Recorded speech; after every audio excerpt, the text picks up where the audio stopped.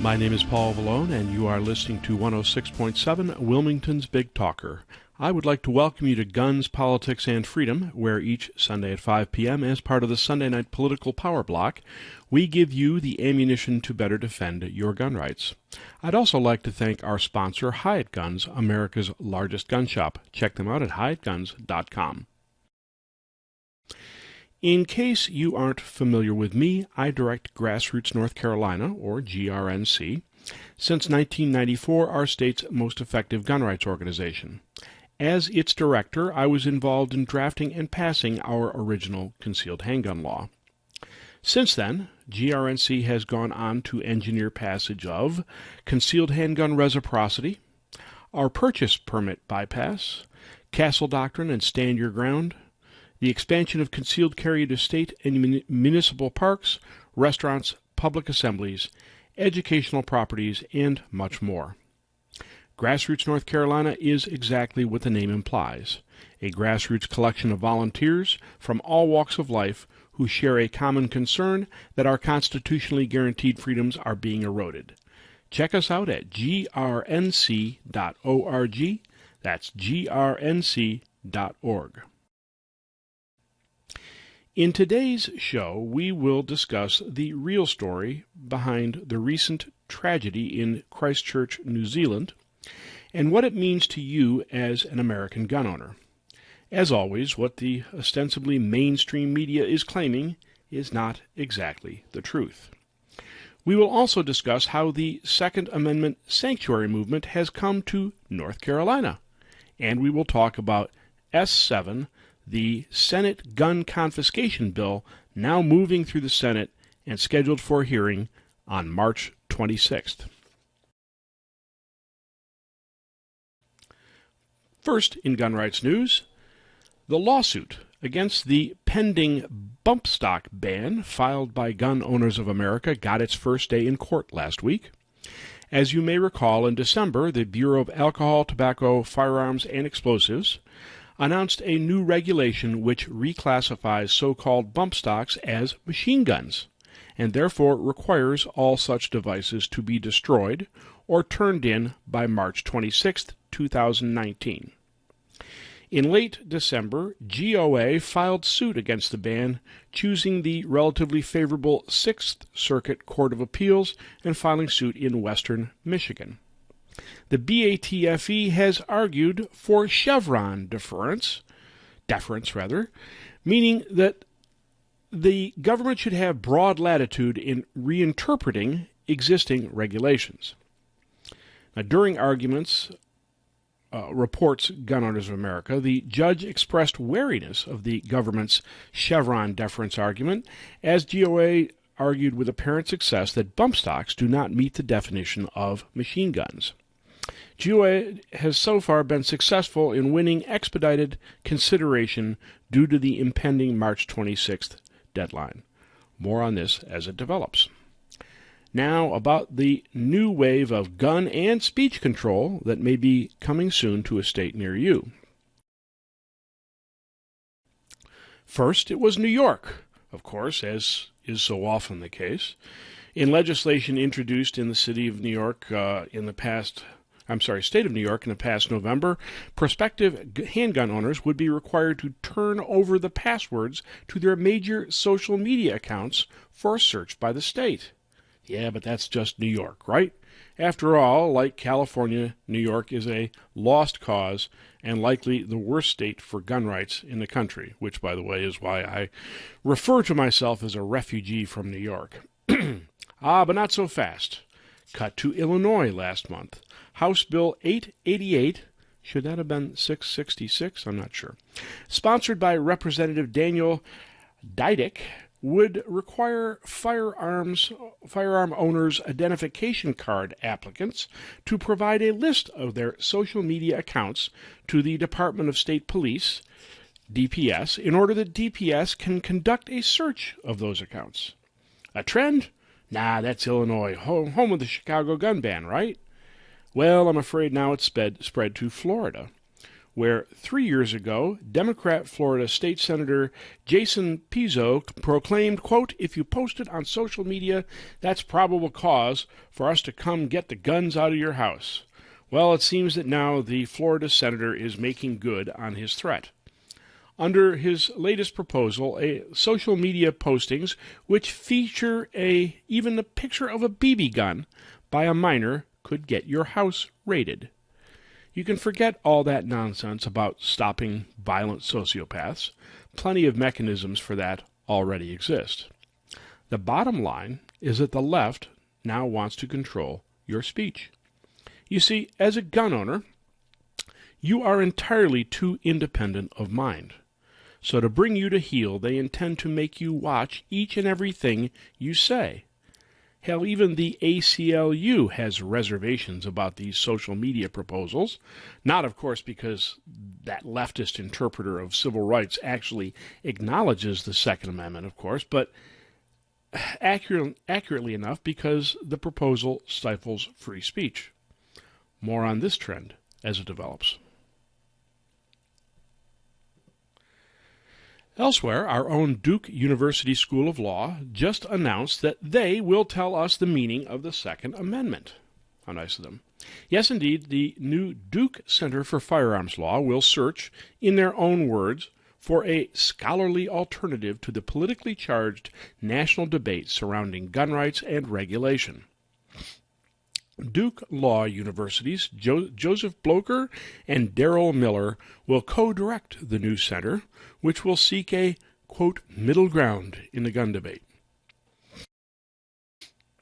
Blocher cites a, quote, lack of reliable scholarship on the Second Amendment and the constitutional questions it raises.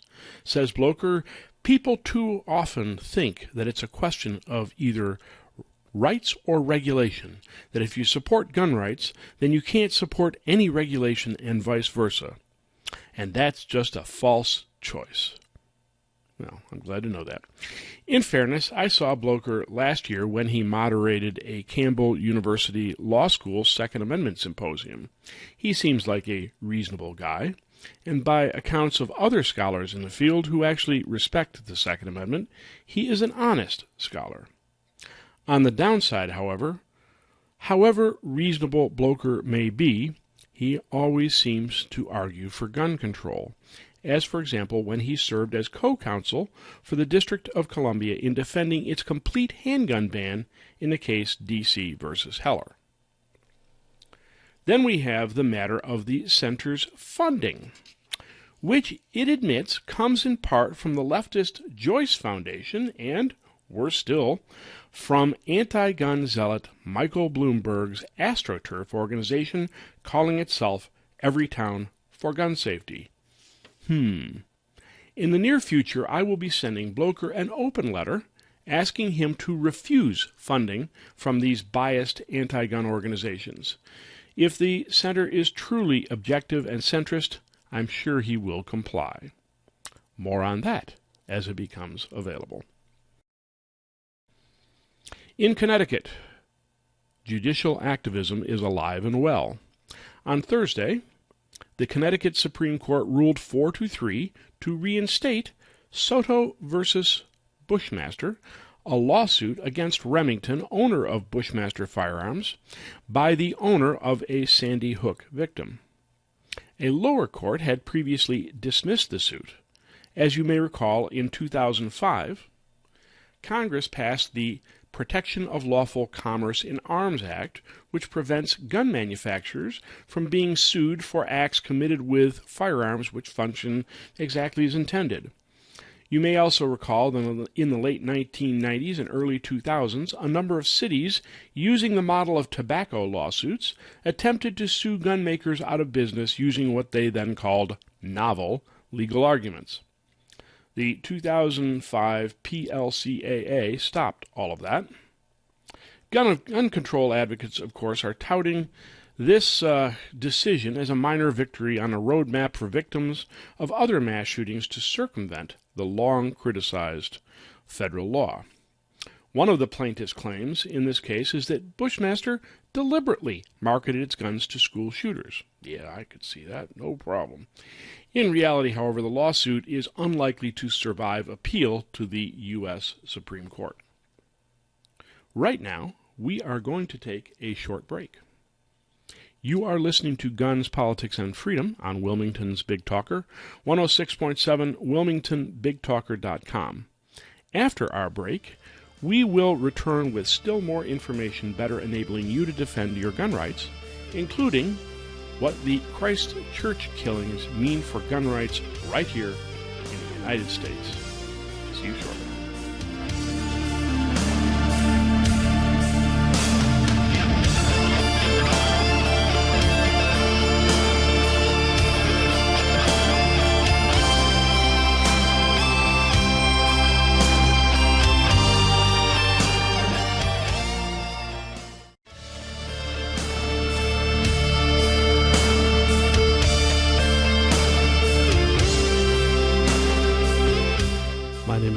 And you are listening to Guns, Politics, and Freedom on Wilmington's Big Talker, 106.7 WilmingtonBigTalker.com.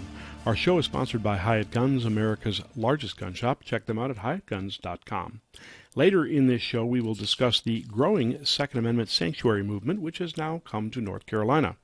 And in our third segment, we will begin to talk about the implications of the massacre in Christchurch, New Zealand. But grab a pen and paper because at the end of this segment, we will give you some information you need to stop the U.S. Senate from passing a so-called red flag gun confiscation bill, namely Marco Rubio's S7, and we need you to call our own Senator Thom Tillis.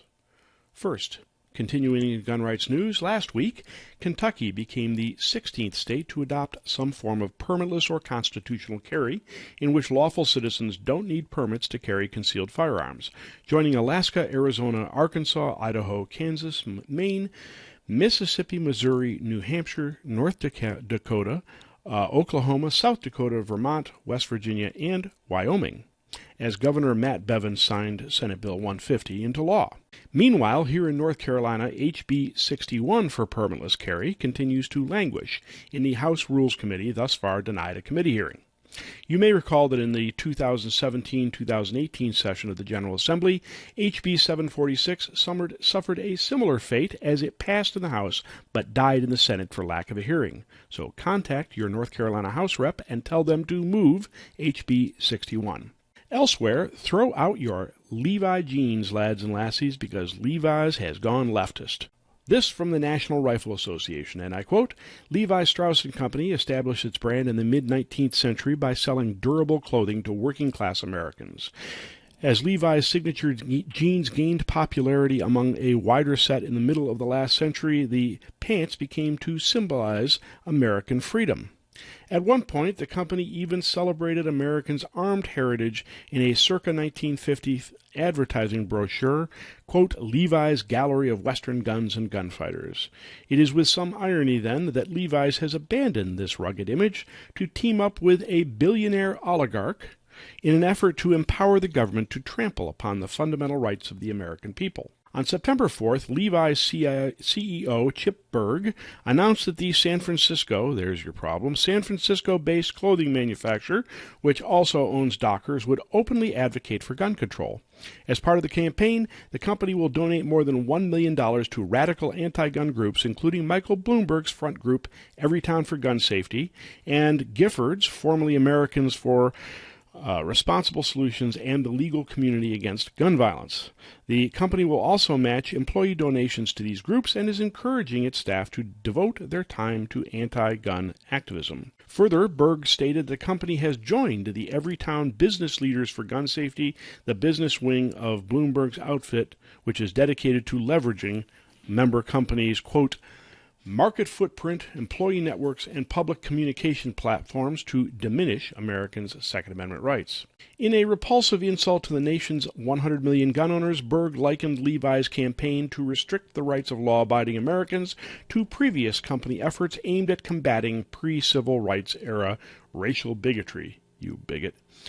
Among gun owners, Levi's intemperate foray into the world of gun control politics has met with the disgust it deserves. However, it shouldn't be met with surprise. Late in the 1990s, Levi's used its name and resources to attack gun rights.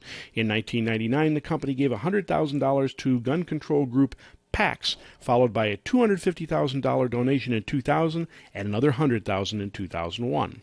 PAX was founded in 1998 by Dan Gross, who went on to become president of the Brady Campaign to Prevent Gun Violence. PAX would go on to change its name to the Center to Prevent Youth Violence and later merge with the Brady Campaign. PAX endorsed a variety of severe gun control measures that have been repeatedly rejected by the American public. The document called for licensing and registration of guns like automobiles. The petition also demanded the elimination of assault weapons and other weapons of war. As the 1994 Clinton assault weapon ban was in place at the time of the petition, this imprecise demand appeared to call for prohibiting the sale of the remaining lawful semi-automatic firearms, confiscation of those grandfathered under the ban, or both. Given Levi's 65-year history, Berg's decision to use a formerly quintessentially American company to attack a quintessential American right is a particularly sad episode in the current surge of corporate virtue signaling. We can only assume that Levi's accountants have determined that resulting skinny jeans sales will be enough to offset the permanent damage to their once cherished brand. Don't buy Levi's. March 26th, a day that will live in infamy not only because it is the day of implementation of the so-called bump stock ban, but also because it will mark the first day a Republican-controlled United States Senate has taken up gun control in decades. The bill in question is S7 for Extreme Risk Protection Order and Violence Prevention Act of 2019, sponsored by Senator Marco Rubio of Florida, Republican of Florida. Among its many provisions, so-called ERPOs would mandate confiscation of firearms from anyone deemed to be dangerous by vindictive exes, for example, or alienated family members, or even in some cases petulant coworkers. Under these confiscation laws, you don't get a day in court prior to your guns being confiscated. Instead, this is done in ex parte or emergency hearings in which you not only don't get a chance to participate, you probably won't even know the hearing is taking place. Like, for example, the 60-year-old Ferndale, Maryland man who discovered police at his door at 5:17 a.m. after a family member with a grudge had lodged a complaint. In the ensuing encounter, he wound up dead, shot by police. Well, according to Senate Judiciary Chairman Lindsey Graham, who seems to be returning to his old ways, Graham is giving the bill a hearing in the Judiciary Committee on March 26th. But it gets better. Beyond the fact that the Republican body is about to become Democrat-light and try to get loved by the media for passing gun control, our own Senator Tom Tillis, who is on the Judiciary Committee, is making noises like he plans to vote for the bill. This is what the good senator had to say to constituents who contacted him about the bill, and I quote, "Thank you for taking the time to contact me about S7, Extreme Risk Protection Order and Violence Prevention Act of 2019. I appreciate hearing from you." I bet he doesn't appreciate hearing from me. As you may know, on January 3rd, 2019, Senator Marco Rubio introduced S7, which was referred to the Senate Judiciary Committee. If enacted, this bill encourages states to enact laws that enable law enforcement or family members the option to obtain a court order to prevent the purchase or possession of a firearm by an individual who they fear is a danger to himself, herself, or others. The bill essentially incentivizes states to enact these laws, by cutting off all their money, in compliance with the minimum standards by providing them priority access to certain grant funding. In addition, S7 details the process in which someone can seek an extreme risk protection order on someone who may be a threat by allowing the court to determine if there is enough clear and convincing evidence to issue an order on the individual. The individual would also have the ability to eventually have the order terminated if they are found to no longer be a threat to themselves or others. We can all agree that people who are severely mentally ill are a threat to themselves and others, and we must do everything we can to ensure public safety. Acts of gun violence have sparked a national debate about how to prevent future attacks. Not surprisingly, much of that debate has focused on laws related to gun purchases and the mental state of those individuals in possession of firearms. I believe we can strike the right balance between protecting law-abiding citizens' Second Amendment rights while also being mindful of an individual's right to due process. Yada, yada, yada. Does that sound like a conservative to you? Does that sound like somebody who will stand for your rights? Because you see, Tillis is lying by omission. He fails to mention that your guns can be confiscated under this bill in ex parte hearings, meaning without your knowledge, much less your participation in the hearing. That is a complete absence of due process under the Fifth Amendment. And don't think for a moment that a judge will refuse to issue the order. Judges routinely rubber stamp such measures so automatically that Gun Owners of America notes that one New Mexico woman obtained a restraining order against David Letterman for sending her coded messages through her television set. You need to immediately contact Senator Thom Tillis and tell him to oppose S7. Oppose it not only by voting against it, but to oppose all procedural measures that help advance the bill, for example, a cloture vote on the Senate floor. When you call him, his staffer will claim he doesn't support the bill, but his words suggest otherwise, so tell them so.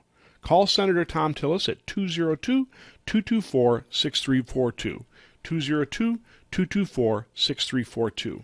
We will have more on this later in the show, but check out our website, grnc.org, where you will find a red banner at the top of the page saying Stop Senate Gun Confiscation. You are listening to Guns, Politics, and Freedom on Wilmington's Big Talker 106.7, wilmingtonbigtalker.com. After a short break, we will return with still more critical information enabling you to better defend your gun rights.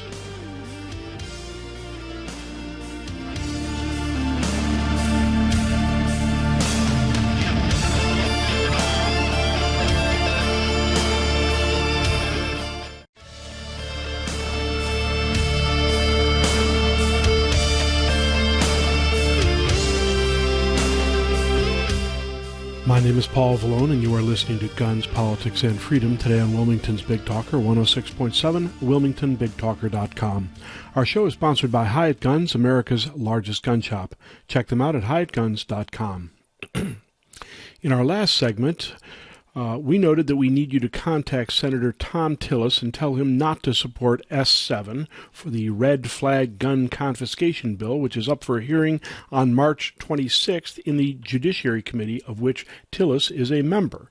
And what's more, Tillis has expressed at least some support for the bill.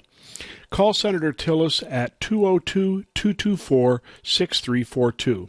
Again, tell him to oppose Senate Bill 7. Again, the number is 202-224-6342. 202-224-6342. I also strongly urge you to go to grnc.org. That's grnc.org. At the top of the page, you will see a red banner which says Stop Senate Gun Confiscation, and it will give you still more things you can do to defend your rights. As you may know, certain counties across the United States, responding to recently passed gun control either in their state or elsewhere, have adopted Second Amendment sanctuary resolutions, which essentially refuse to comply with gun control legislation passed either by their state or the federal government. Such measures have recently passed in counties in Colorado, Illinois, New Mexico, Oregon, and Washington, and are also being considered elsewhere. The initiatives started in earnest when a large number of state of Washington sheriffs refused to enforce recently enacted gun control in that state. Ironically, this sanctuary movement derives its inspiration from another sanctuary movement, this one being promoted by the left as sanctuary cities, which refuse to enforce American immigration law. I love it when the left's own tactics get turned on them. In fact, I have made an art out of it. Anyway, I am happy to report that the Second Amendment sanctuary movement has come to North Carolina. Recently, our own Cherokee County in western North Carolina passed just such a resolution. County Commissioner Dan Eichenbaum drafted the measure and spoke on its behalf, with Sheriff Derek Palmer expressing support for the resolution. Palmer cited many statistics, including that someone uses a gun in self-defense in the United States every 13 seconds, saying those who have called for gun control have acted out of fear, emotions, and knee-jerk reactions. The measure passed by a 3-2 vote.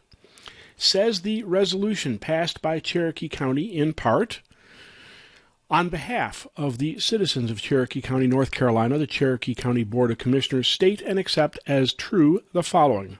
1. The Declaration of Independence states that people are, quote, endowed by their Creator with certain unalienable rights. To secure these rights, governments are instituted among men, deriving their just powers from the consent of the governed. 2. John Adams wrote in a dissertation on the canon and feudal law, 1765, quote, I say rights, for such they, the people, have undoubtedly antecedent to all earthly government, rights that cannot be repealed or restrained by human laws, rights derived from the great legislator of the universe. 3. Natural law rights given to each of us by our Creator are the basis of our Constitution, by which they are protected and secured to each of us. Natural law rights, including that of self-protection, are guaranteed by our laws, our history, and our traditions. 4. It is the natural tendency of civil government to expand upon the limits of its rightful constitutional authority and to usurp powers which have not been given it through the delegated consent of the governed.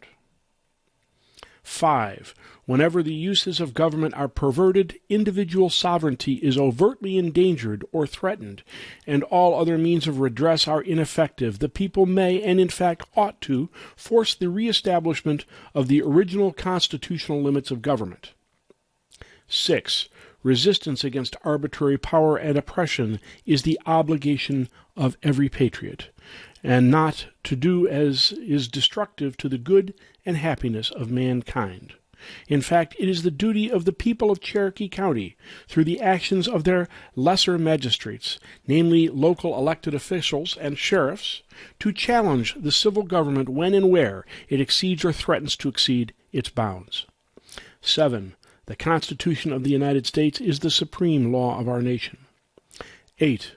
The Second Amendment to the Constitution of the United States states, quote, a well-regulated militia being necessary to the security of a free state, the right of the people to keep and bear arms shall not be infringed. 9. The U.S. Supreme Court found in Miranda v. Arizona, 1966, stated, quote, where rights secured by the Constitution are involved, there can be no rulemaking or legislation which would abrogate them. 10. The U.S. Supreme Court in the District of Columbia v. Heller, 2008, affirmed that the Second Amendment right to keep and bear arms is not connected in any way to service in a militia. 11. The U.S. Supreme Court in United States v. Miller, 1939, stated that firearms are part of ordinary military equipment with use that could contribute to the common defense, are protected by the Second Amendment. 12. The 14th Amendment of the Constitution of the United States, Section 1, states, no state shall make or enforce any law which shall abridge the privileges or immunities of citizens of the United States, nor shall any person deprive any person of life, liberty, or property without due process of law, nor deny to any person within its jurisdiction the equal protection of the laws. 13. The U.S. Supreme Court in McDonald v. City of Chicago, 2010, affirmed that a person's Second Amendment rights to keep and bear arms is further secured by the due process and the privileges and immunities clauses of the 14th Amendment. The decision also protects rights closely related to the Second Amendment, namely the right to manufacture, transfer, purchase, and sell firearms, accessories, and ammunition. 14. The North Carolina Constitution, Article 1, Section 5, states, quote, every citizen of the state owes paramount allegiance to the Constitution and government of the United States, and no law or ordinance of the state, in contravention or subversion thereof, can have any binding force. 15. The North Carolina Constitution, Article 1, Section 30 states, and this one you should all know, by the way, quote, a well-regulated militia being necessary to the security of a free state, the right of the people to keep and bear arms shall not be infringed. And as standing armies in time of peace are dangerous to liberty, they shall not be maintained. And the military shall be kept under strict subordination to and governed by the civil power. Nothing herein shall justify the practice of carrying concealed weapons or prevent the General Assembly from enacting penal statutes against that practice. There is a significant movement afoot to remove that last sentence. We'll see how that works out. 16.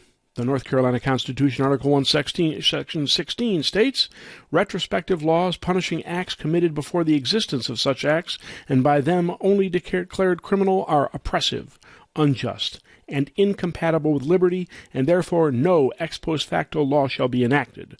No law taxing retrospectively sales, purchases, or other acts previously done shall be enacted. 17. The 10th Amendment of the Constitution of the United States states, quote, the powers not delegated to the United States by the Constitution, nor prohibited to it by the states, are reserved to the states respectively, or to the people. And 18. The U.S. Supreme Court found in Prince v. United States, 1997, that the federal government cannot compel law enforcement officers of the states to enforce federal laws, as it would increase the power of the federal government far beyond that which the Constitution intends. Therefore, the people of Cherokee County, North Carolina, through their duly elected officials on the Board of Commissioners, resolve that Cherokee County is hereby designated a gun sanctuary county in order to preserve for the people of, on, and in Cherokee County the unalienable right to keep and bear arms as specified by the Second Amendment to the United States Constitution, the Constitution of North Carolina, and further upheld by subsequent decisions of the United States Supreme Court, the right as originally written and understood to keep and bear arms for self-defense, personal safety, protection of one's family, and in defense of one's community and county, and the right to manufacture, transfer, purchase, and sell firearms and ammunition designated for those purposes outlined above. There is a little bit more to this, but essentially this is good stuff. I would bear in mind, however, that these resolutions are non-binding. Nevertheless, they demonstrate that a healthy proportion of our population is finally starting to get it. They're finally starting to say, of gun control, we will not comply. That is what will eventually, hopefully, cause the end of this sort of usurpation of power. Right now, you are listening to Guns, Politics, and Freedom on Wilmington's Big Talker 106.7, WilmingtonBigTalker.com. We're going to take a short break, after which we will return with the implications of the New Zealand massacre for your freedoms.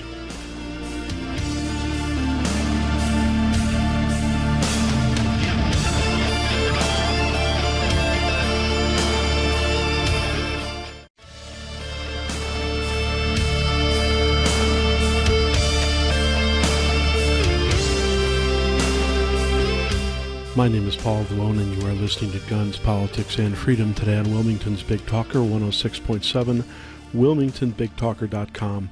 Our show is sponsored by Hyatt Guns, America's largest gun shop. Check them out at HyattGuns.com. Unless you've been living under a rock, you know that on Thursday, a sociopath in Christchurch, New Zealand, entered 2 mosques and, using a variety of weapons, killed a total of 50 people, wounding an additional 34, all while wearing a GoPro video camera and live streaming the horrific act on Facebook. And before all of this, the killer left a so-called manifesto detailing his supposed reasons for the crimes, as though there could be any justification, a manifesto widely and misleadingly quoted by the ostensibly mainstream media.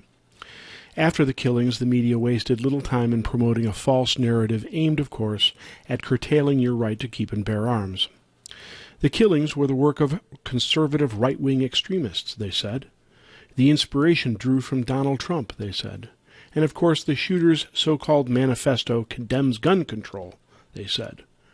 Of course, as so often is the case in recent years, all of these media claims are lies. And of course, leftists like Alexandria Ocasio-Cortez wasted little time in blaming the NRA, saying, quote, "What good are your thoughts and prayers if we can't keep our pews safe?"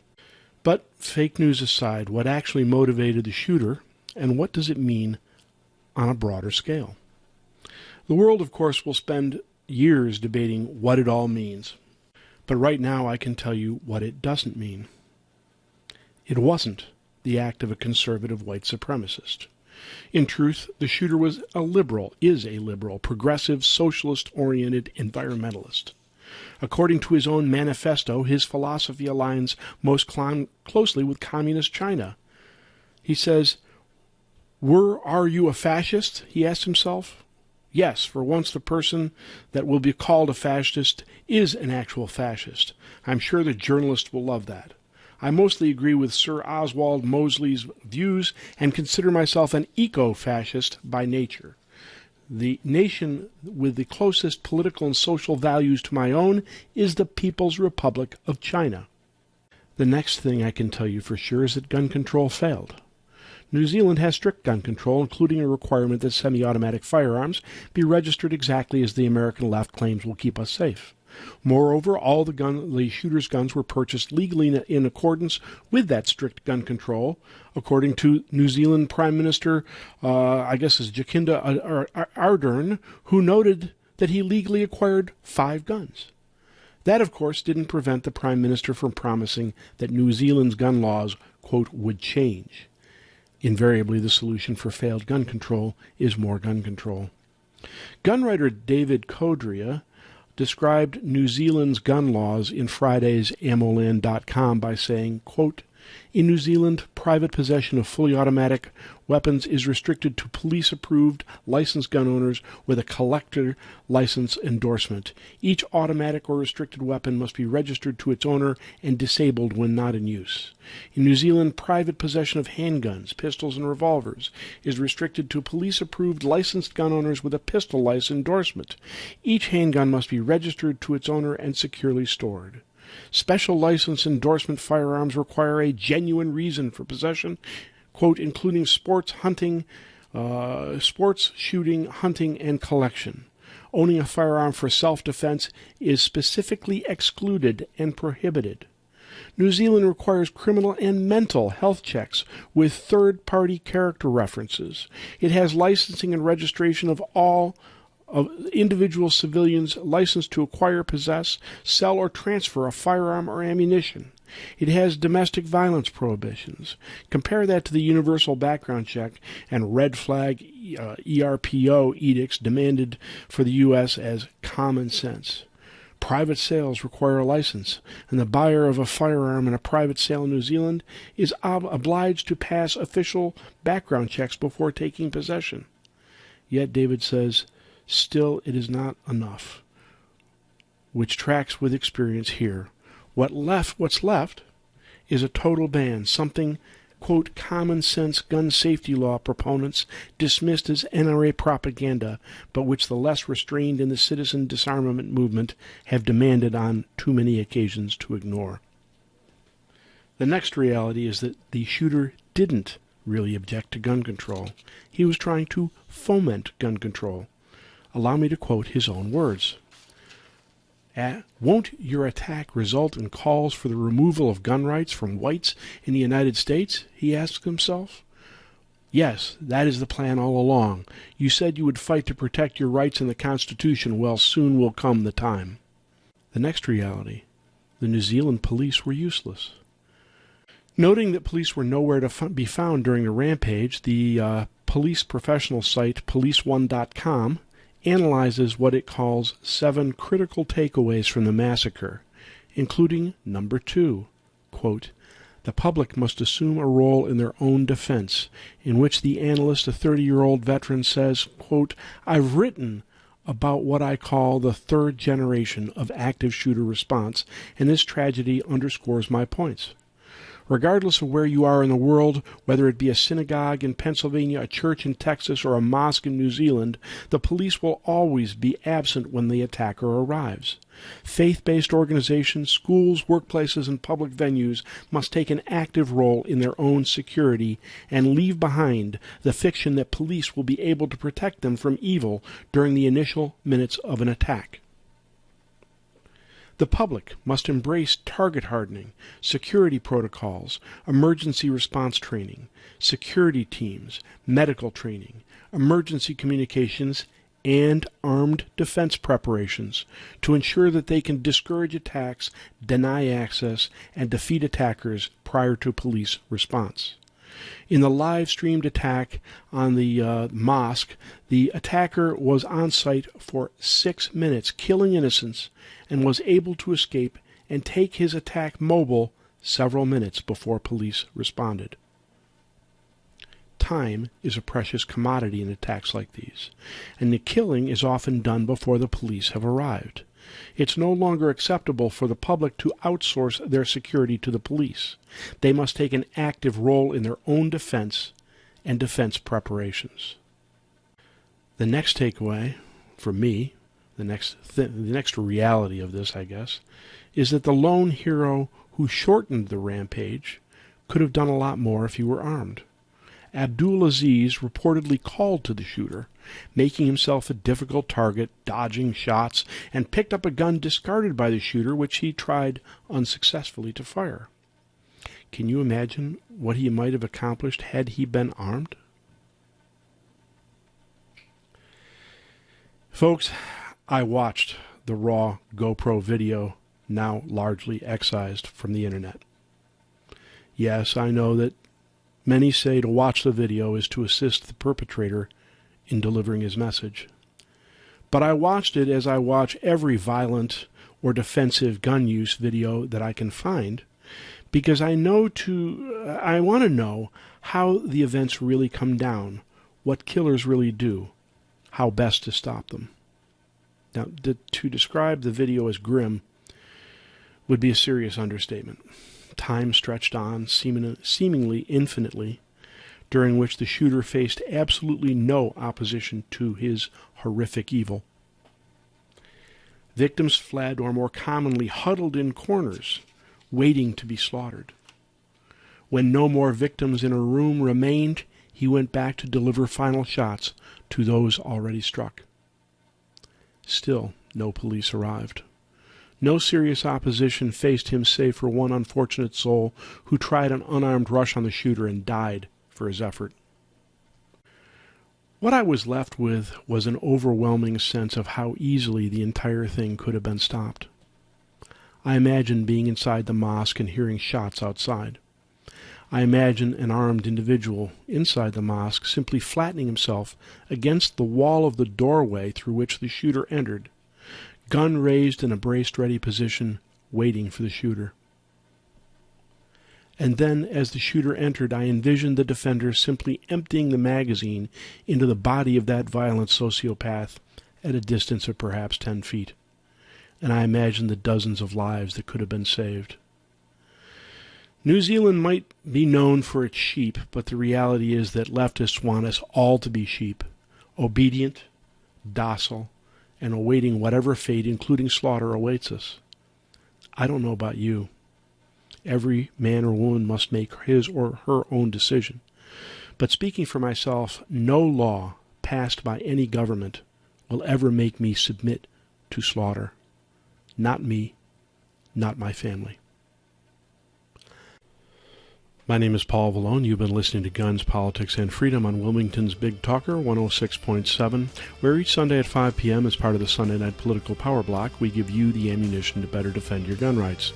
Check out our sponsor, Hyatt Guns, HyattGuns.com. I encourage you to check out my website at gunspoliticsandfreedom.com, where you can find my writings and earlier editions of the show. See you next Sunday at 5.